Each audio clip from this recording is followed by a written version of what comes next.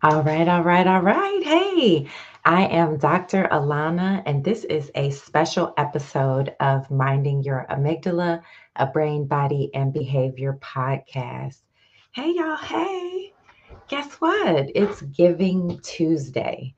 And if you have never heard of Giving Tuesday, that's fine. I hadn't heard of it either until a few years ago when I got into the nonprofit industry.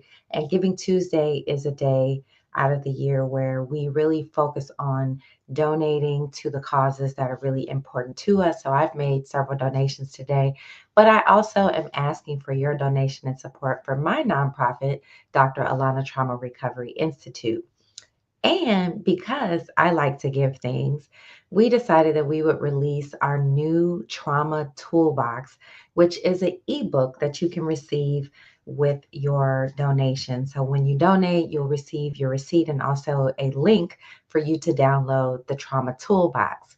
Now, I really love this toolbox. I'm excited to share this with you all. And I'm going to go through it a little bit today in this episode, just so that I can set some context for that trauma toolbox, but also just to help you understand the mission of DeTry and the reason that I say that mental health education helps people faster and often more effectively, even than trying to get them into mental health treatment. Now, I know that's a big statement. So let me back up and tell you what I mean by that. Most of the time when I talk to people, and as you many of you know, I've retired from clinical practice and I focus on teaching, training, and explaining the brain. I go to corporations, I go to communities, I talk to individuals, and I coach groups of people. And most of the time, I poll them, I ask them a question. So I'll ask you, feel free to type your answer in the chat. And if you are joining us, if you're joining us on the replay, hit replay, but also make sure and let me know where are you joining from. You put it in the chat, and if I see it, I will definitely give you a shout out. Anyway, so one of the reasons why I feel like mental health education is so essential is because there are steps that have to happen before a person even can get into treatment. And there's a lot of barriers to even being able to connect to mental health treatment. What are some of those barriers? Well, first of all, lack of information. Lack of information means that many people don't know even what mental health or mental illness is. They think it's for both people over there, right? Only if somebody's looking strange or acting strange or behaving in a way that you don't understand, then we think they're crazy. But really, mental health is for every human being. If you have a brain, you have a mental health landscape. That's impossible for you not to have a mental health landscape that needs your attention.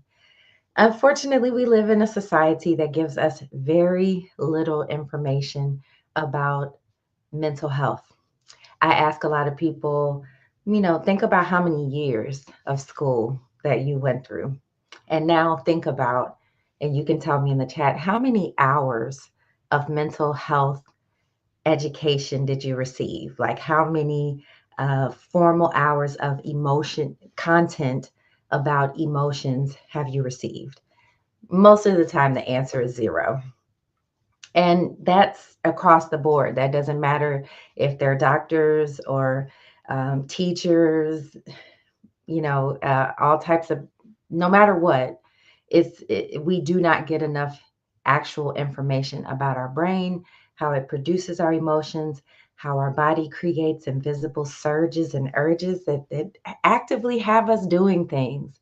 And in fact, we're operating in such an outdated way that just starting with mental health education so that people understand why they're experiencing what they might call depression or anxiety or panic attacks or flashbacks, helping them understand that a lot of this is normal human biology that just might be impacting them in a certain way.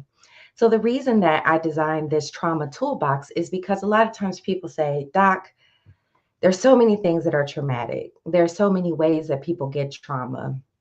It just seems overwhelming. It seems like there's too many different treatments. There's so many different ways. And the good news is that The human body is actually very similar, no matter what body it is, no matter the slight physical differences that you see. Genetically, we're basically built the same, and the same components are impacted when we experience traumatic, painful experiences that change the way we think about ourselves, the world, and other people. That's my definition of psychological trauma, by the way. Not always what you think of when you think of trauma, right? But when we think about experiences that change the way we think about ourselves, the world, and other people, that really broadens the palette of all these things that are traumatic. But the good news is that you can help your body reset with certain mechanisms, and that's really why I designed the Trauma Toolbox. Because just like you know, I always say I present a skills over pills approach to people. And some folks like, oh, well, why skills over pills? And I'm like, hey, take your medicine. I didn't say skills instead of pills. But I said skills over pills because even if you take your medication, even if you are utilizing something that's going to help balance the biology that's important for you and your mental health, you still can't take that medication every time you're frustrated, every time you're angry, every time something comes up that makes you anxious, or every time you need to sleep. If you're taking medications for every single one of those incidents, then you need more skills. And that's what this trauma toolbox is about. So I'm going to go through it with you and share with you a little bit about this. And just so you know, when you make your donation, you will get a follow up email, and it's in that link that you can download your trauma toolbox. So these are 7 proven skills based on dialectical behavioral therapy, cognitive processing therapy, cognitive behavioral therapy, and some of the other modalities that we use in order to help people with their mental health. So the first concept is really about just controlling your breathing. It seems so simple, but when we experience stress, when we experience something, if you've noticed, you may notice yourself breathing shallowly, or maybe, your shoulders are sitting up tight and your body's not really moving the air as deeply as it could. And that often happens because our body has automatic um, mechanisms that kick in when we are stressed, when we are under some sort of challenge. So just remembering the process of controlling your breath and controlling, like, your breathing is an automatic process. Thank God for that, right? Because if we had to tell our bodies to breathe, and we had to tell our heart to beat, and all these automatic processes tell it to digest food and when to be ready to go to the bathroom, we'd never have time to think about anything else. If you forget to breathe, you just fall over, right? So, this mechanism of just breathing is learning how to turn that anxiety and that fast pace of an acute trauma, just slowing it down so that your body can reconnect and come down. A lot of us operate in a chronically stressed state where we're sort of separated from the experience of our body. So, taking time to breathe, and there's a script for you to help you. You can read it to yourself, you can even record yourself saying it, and then you can do that exercise. So, I hope you enjoy that. One of the things about these skills is that you can do them in layers. So, after you finish your breathing exercise and maybe you're feeling a little bit calmer, but not all the way, then maybe you go into mind maintenance, skill number 2. So, mind maintenance, just like the concept of how periodically you have to get your oil changed, the most frequent maintenance that you do in your car is that you put gas in it. If you didn't put gas in your car, you tear your engine up, okay? Because if you run out of gas, it's going to cause damage. And in the same way, we are not taught that slowing down, resting, being deliberate about checking in with ourselves is like taking our body in for that mental health maintenance. So do some mind maintenance and do a physical check-in and a mental check-in. And again, the steps are there that can help walk you through just scanning through your body and thinking about different elements of your body so that you can appreciate what's going on. Because again, often with trauma, your body can be so worked up that you are disconnected from the aches and the pains, especially when they're psychological, because those are real. They actually have real physical consequences in your body. And then the last part of this skill is to do self reflection. That might mean sitting down and journaling what you noticed during your mind maintenance. That might also mean getting with a professional so that you can start working through it in trauma or in coaching or with a therapist or psychiatrist or whatever your choice. The next skill is called SOS, saving ourselves. And this means creating a crisis safety plan. Why do we need a crisis safety plan? Well, close the kids' ears. Shit be happening, okay? Excuse me. And when it happens, our brain can go into a frenzy and it can legit feel like the end of the world. When we're having so much turbulence in our society, our elections, and things that are really important that are happening, we are experiencing traumas, and day after day, we getting slapped up with things. And so, in that space, our brain can really narrow us in and expand our focus on all the most horrible things of life. And a lot of times that throws us into a crisis. And you may be feeling some very intense emotions, and it may get in the way of being able to remember that there's life on the other side of whatever this situation that's happening. So, number one, there are some resources on this page that you can tap into if you're feel the need. But also, this is your opportunity to sit down and create your own crisis safety plan. A crisis safety plan can be effective because it can just help you think about things that you can do when you might feel in danger of self harm or feeling stressed, overwhelmed. You already have set out like what are the warning signs? What are the thoughts that I know? I think I'm getting in a bad space. I need to talk to somebody. I need to engage with my plan. And then we you can set out some internal coping strategies, things that make you feel better, that are relatively healthy. Not your drinking, your jugging, your other stuff, but the things that can maybe actually make you feel better, um, that you are okay with doing. That might mean meditation, that might mean baking or cooking something that you really like, that may mean going and taking a walk in the park or doing something that you may not have done in a while, but that feels good to you. It could be exercise. There's a lot of things. And of course, if you do the brainstorming ahead of time about what are some internal coping mechanisms, when you're in the heat of the moment and you're ready to reach for that thing that's probably not going to be healthy or that you're going to regret later, you're like, oh no, I don't want to binge on this cake or whatever it is that you're about to do.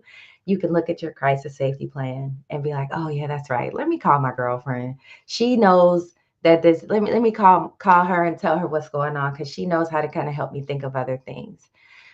There can even be things like knitting, or, many people have different hobbies, but sometimes in the heat of the moment, you may not think about those things. So that's why we're going to put them on our crisis plan. The people and the social settings that provide distraction. And this is just good old, like, maybe it might be just to go hang out with some kids in your family. I have some young cousins that are just fun to hang around with, and they make me laugh. So that might be where I just choose to go sit around people. I don't have to necessarily tell them what's going on, but it can just help to be in the company of people that you might care about. Or it might be go to a local community center and just see what activities they have going on. You know, for those are examples of things that can be in that space on your safety plan. Also, identify people that you can ask for help ahead of time. People who actually can know, or that you're willing to make aware that sometimes you might struggle, and that, hey, if you get a call from me that says, you know, it's gumbo today, that's our code that I need you. That's our code that, I need a little bit of a check-in. And so putting their name and their phone number down and even talking to them about being one of your backups and part of your plan can really be helpful to being able to be supported. And then again, there's a place to put the professional information. Find out what the emergency mental health resources are in your area before you or somebody that you care about actually needs them. So, of course, every area is different. So I can't give you specifics because I know Texas, but just my area of Texas. So look up the information that's in your area so that you know what the mental health resources are. We know there are not enough of them, but they are there. And we know that there are people out there who want to help. And then step six, make your environment safe. Uh, Sometimes this might mean temporarily saying, hey, I'm going to move my my safe, my pow pow safe over here to your house.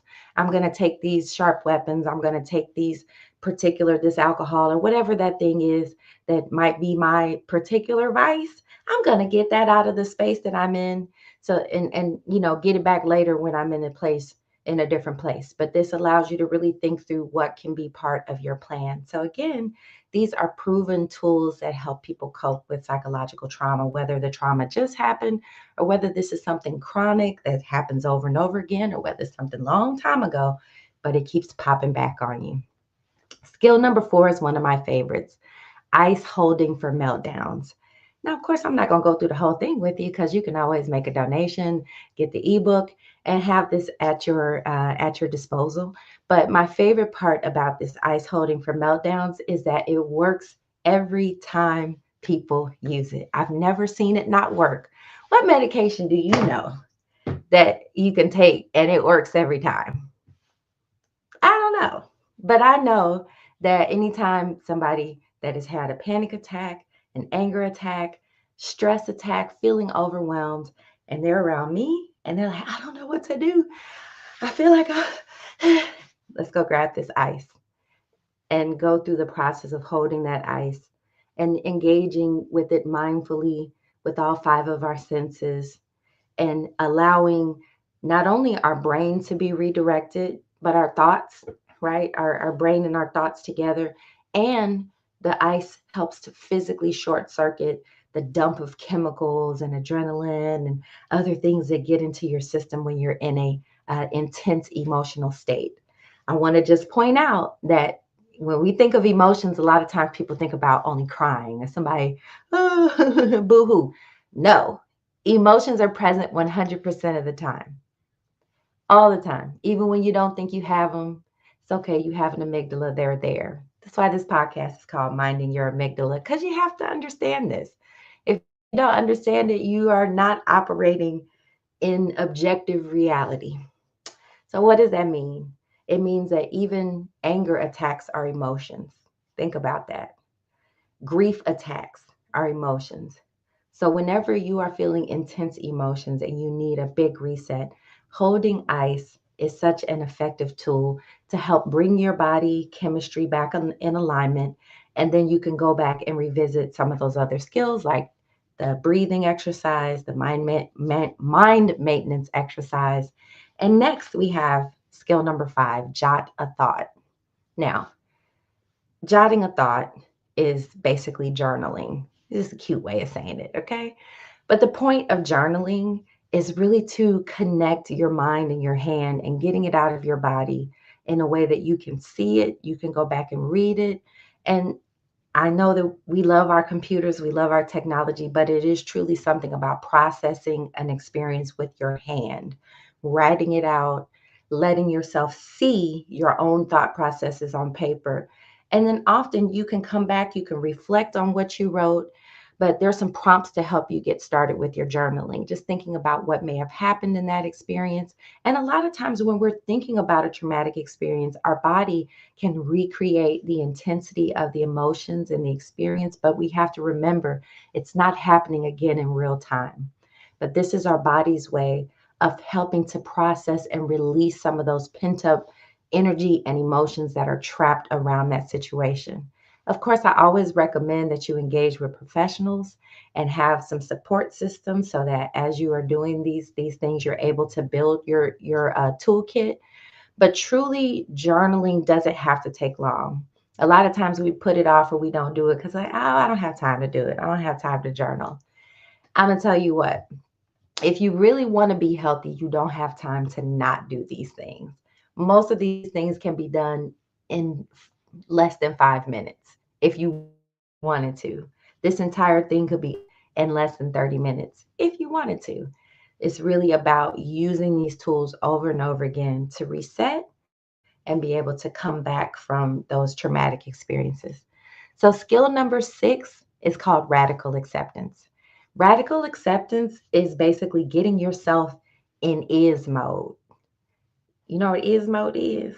It is what it is. Okay. I grew up here in LA. It is what it is. Okay. Have you ever heard that? So A lot of times that can sound dismissive, but actually getting into radical acceptance is a very practical matter of wanting to operate in actual reality. So many people torment themselves with the shoulda, woulda, couldas, is what I call them. I tell my folks, don't should yourself. Okay. Every time you shouldn't yourself, when I hear you shouldn't yourself, I know you're setting off that primitive brain and it's telling you, oh, you should have done this, you could have done that. Why did this happen to you? Why did this person do that? And your brain is rewriting scenarios over and over about what could have happened, why did it happen, who did it, why, what for. And guess what? You can't change the past unless somebody has some technology in hell. We finding out stuff, so something could be there. But unless you have some time travel technology that I don't know about, you can't do a doggone thing about the past. And people spend a great deal of time thinking about the future. What if? What's going to happen? I'm worried about this. What if that doesn't happen? What? Your brain throws all kinds of scenarios at you. And so most of the time when I ask people these questions, they either say they spend a lot of time thinking about the past or they spend a lot of time worrying about the future. Most of the time the number adds up to over 100%. I'm like, how that work? Okay. So what that tells me is that we're spending very little time actually connected to the only moment that you truly have control over, which is now. Right? We never move out of the moment of now. You go ahead and try to see if you can get into that future or that past and then come back and tell me how it works. We never move out of the moment of now. So it's the only one we really have control over. If we spend a lot of time imagining scenarios that we can't change or worrying about scenarios that we haven't even reached yet, we are losing the opportunity to do something in real time that's going to create the actual future that we want. Come on, y'all. I didn't know we were going to church today. Where my church hat? I left my church hat and oh my goodness. Okay. Don't nobody hear me. That's all right. Y'all not commenting, but I'm just going to keep on going. What I can tell you is that operating in radical acceptance, whether you like it or not, is an effective way to manage your mental health. Because what you'll start to find is that the less you ruminate about a past that you can't control, you won't feel as depressed about it anymore. Even though you'll be able to appreciate that these things have happened, what you tell yourself about them is what creates the emotions. Ooh, y'all not gonna get me to talk about that primitive brain today. I know you want me to, but listen, radical acceptance is the process of accepting uncomfortable emotions, even painful ones. They're not bad. There's no bad emotion. It's just feelings, sensations. They don't all feel good, but they are not inherently good or bad. But the sensations that they create inside of us move us. They run our mouths. They make our choices. It's sometimes we can't even accept reality. Like America is having a hard time accepting some big realities about the way we got here as a country. And it would help if we would just do some radical acceptance and get in is mode about what things are so that we actually can control what we create in the future. So, radical acceptance is skill number 6. Last but not least, my favorite skill is the love skill. The love skill is a skill that is a part of my empathy skills practice for traumatized humans, a unique program in which we activate our prefrontal cortex. If y'all been following me, if you don't know about your prefrontal cortex, you're going to have to come on and get on it because this right here, it needs to wake up. It needs to wake up for everybody. How do we do that? We do that with empathy. So here's an acronym to help you remember how to activate empathy in yourself. And I'm not talking about empathy as in understanding and connecting to the emotions and being really sensitive to the things going on around you. Nope. Crank it up. Crank it way up. Empathy in action is actually taking your own, you are going to have a perspective. Your eyes, your ears, your body, your brain is soaking up data, and your brain is kicking out conclusions every second of the day. Hey, that's you. You're a creator. You are the most amazing technology on earth. However, if you are operating in your default mode, you're operating separated from the experience of the world outside of you. Because, I mean, that's just how we're designed. Our brain creates a bubble of perception, and then we believe that it's true. Now, what this means, you remember in the beginning, I talked about nobody teaches us that our emotions come from our brain. They tell us it comes from other people, God, the devil, everything else, from except for where it actually comes from. So when we are using empathy, we are activating the prefrontal cortex, which is the most evolved part of the part of the brain that we're only using 10 to 15% of its potential. I mean, it's on, but it's barely cooking, okay? And you can tell by how people act that their primitive, animalistic, reactive, instinctual brain is making the decisions often for them and not always in the best interest of their long term goals because that primitive brain is dominating the prefrontal cortex. So, how do we kick it on? We use empathy.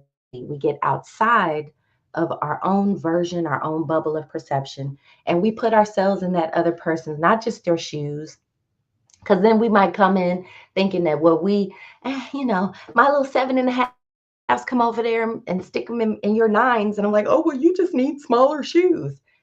That's not helpful. Empathy is actually taking their perspective, taking on their life, taking on their belief systems, taking letting you see yourself through their lens and hear yourself through their ears, and be able to appreciate not just your own perspective, but appreciate that they have a perspective too and they believe there's just as much as you do. So the L is listen and look with suspended judgment, stepping back a little bit from what you might have concluded and being able to appreciate that there is more information that you're not privy to. You only know a small slice. Even if you know this person very well, you're not in their brain, you're not in their experience, and you're assuming a lot of things in order to be part of this interaction. The O is to observe the emotions in all parties involved. We have this weird thing that we do and try to deduct emotions from the equation because we think they're not supposed to be there, but they're there. So then this means that we are frequently operating with a huge blind spot to extremely important information. So focusing in and labeling the emotions and actually giving a name to it. I'm feeling annoyed. I'm feeling embarrassed. I'm feeling jealous. I'm feeling abandoned. I'm feeling um, putting actual words and developing the emotional vocabulary of what you and the other person are experiencing is a really important part of operate. When you operate in empathy, you're actually operating with a full appreciation of a more objective reality, not just your own little bubble of perception. So, V, we're going to validate the other person's perspective before we start giving our own opinion. This is the hardest part because in order to validate, you don't have to agree, but you do have to take the time to acknowledge their perspective before you go in on yours. And in the doing of that validation, of being able to acknowledge their perspective, to ask questions, to appreciate their perspective, to recognize that you can, okay, I can see how you see it that way, or why, okay, your mama and papa taught you this, and this is what you came up around, and this is what, okay, I got it. I hear what you're saying, because to validate people helps them to know that you're hearing them, so that when you express yourself effectively, skillfully, excuse me, express yourself skillfully, creator, it means that what you say is going to have that much power, that much more power to impact the situation because you have now taken the time to come from that your highest brain, your best mind, not your reactive self that want to slap fire out of them. It would be the person who can come up with the words that actually helps them to appreciate their error, but be able to calmly leave that situation with everybody better for the interaction. Know what I mean? Somebody needed that today. Don't slap five of them. Use your skills, okay? So that's the love skill. The love skill, once again, is a skill that's a feature of the empathy skills practice for traumatized humans curriculum that I designed specifically to help people understand the impact of psychological trauma on their brain and how do you heal. And you can come and learn more from me. I hope that this quick trauma toolbox is a healthy reference point for you. This is a product. Hey, Helen. Hey, Mike. This is a product of the Dr. Alauna Trauma Recovery Institute. We are a mental health education focused nonprofit organization. You can scan the QR code to make a donation and help keep it afloat because, hey, you guys, this is so necessary and we can't do this alone. We need partners like you that help us to meet our goals. As a matter of fact, for Giving Tuesday, we have a donor that is offering a $5,000 match. So please make a donation. We are halfway, almost halfway to our goal to be able to raise 5,000 and then hopefully double that for the Dr. Lana Trauma Recovery Institute. So I hope that you've enjoyed this episode of the Minding Your Amygdala podcast. This is the Trauma Toolbox ebook that is our gift to you because mental health and healing is truly a gift. So if you have any questions and if you want to follow me and learn more, you can find me at Dr. Alauna, Dralauna, on most of your major platforms. So thanks everybody for tuning in today. This is the Minding Your Amygdala Brain, Body, and Behavior podcast. And I am Dr. Alana, your favorite trauma psychiatrist, signing off.